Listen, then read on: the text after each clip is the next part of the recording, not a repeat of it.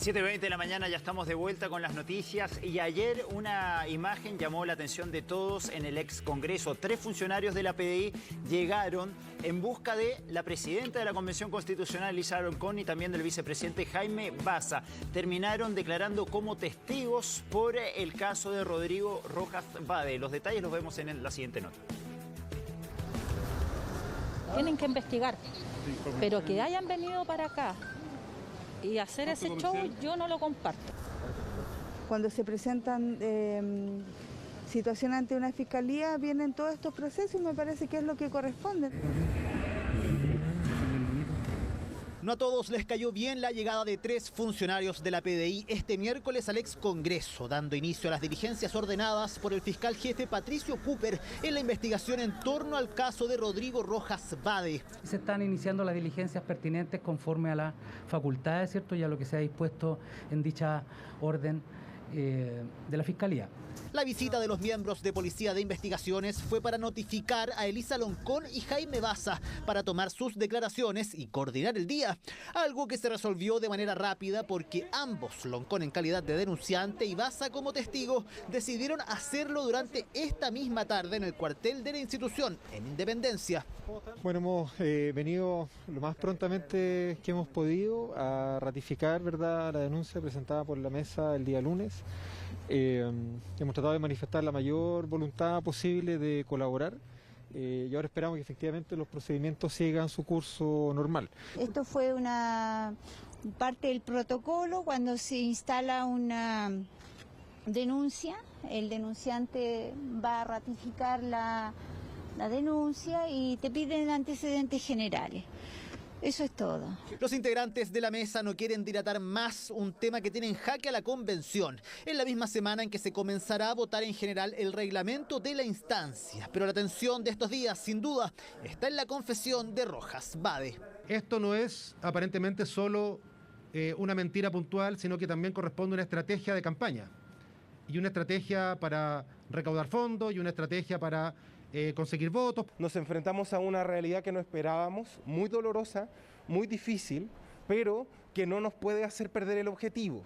El objetivo aquí es construir una constitución. Una vez que los detectives reúnan todos los antecedentes, citarán a Rodrigo Rojas para que responda en calidad de imputado por la investigación en su contra.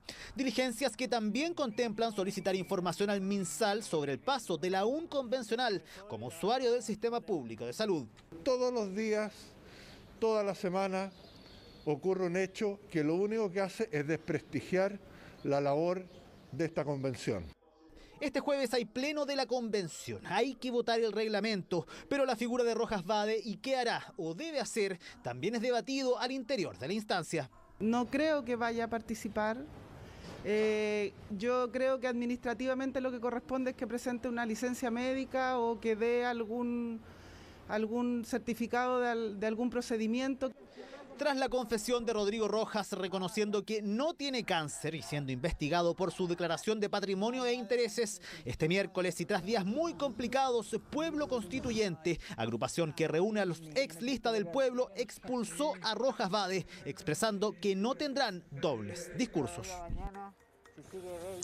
Bueno, así está la situación judicial. Esta se ha denominado la arista judicial del caso, porque la otra tiene que ver con el tema de si tenía o no la enfermedad, el engaño que supuso haber hecho campaña bajo este precepto de que estaba enfermo de cáncer y cuánta gente habría entonces votado por él debido a esta situación. Queremos analizar todo el impacto que ha provocado el caso de Rodrigo Rojas Vade y, por supuesto, conocer la opinión del Consejo para la Transparencia. Carola Garrido nos va a contar cuál es la evaluación que hace el Consejo respecto de este caso en particular. Y también, Carola, y lo más interesante es cómo podría tener una salida, ¿no es cierto? Aquí se habla incluso hoy día de una reforma constitucional como la vía para poder salir de esta situación, de destrabar un poco esta situación que hasta ahora no tiene ni siquiera reglamento la convención. Buenos días, Carola. Claro, ¿cómo estás, Karina? Muy buenos días. Es la discusión de estos días, ¿cierto? El segundo tema que tú mencionabas y queremos abordarlo para tener también la opinión, como tú lo decías, del Consejo para la Transparencia. Estamos con su presidenta, Gloria de la Fuente. Muchas gracias por acompañarnos. Muy buenos días. Muy buenos días en el estudio también. Ya lo hemos escuchado, pero queremos reiterar cuál es la opinión del Consejo sobre esta situación que se ha dado. A ver, particularmente sobre la situación del convencional que ha estado cuestionado producto de la mentira en el fondo al que estuvo sujeto, nosotros creemos claramente que aquí hay un daño a la fe pública, que es un daño complejo, que es un daño que la práctica para un proceso además tan relevante como la Convención Constitucional es en el fondo una complejidad respecto a la necesidad de que una cuestión como esta, que en el fondo define el futuro del país, tenga confianza alta, o niveles de confianza muy altos, más aún cuando tenemos un proceso que nos trajo hasta acá, que fue muy complejo, que fue el estallido social y finalmente este camino institucional. Ahora, sí creemos que la institucionalidad ha estado funcionando, en rigor hay una investigación ahora en el Ministerio Público, vamos a ver si se constituye un delito o no se constituye un delito de acuerdo a la investigación que se está realizando, pero creemos que esto ha ido en la línea correcta. Pero lo más importante aquí, yo creo que respecto a situaciones como esta, hay que ser drásticos, ¿no? Situaciones que en el fondo vulneran la fe pública, finalmente son situaciones que también dañan nuestra democracia. ¿Qué quieres decir con que hay que ser drástico? Yo creo que hay que primero relativizar un fenómeno de estas características, un hecho de estas características, o lo que uno ha visto de pronto en algunos sectores tratar de empatar, es una mala idea. Yo creo que una de las cosas que tenemos que aprender a propósito de lo que nos trajo al estallido social hasta acá, es que la confianza en las instituciones requiere necesariamente respuestas adecuadas, en el fondo ya atingentes.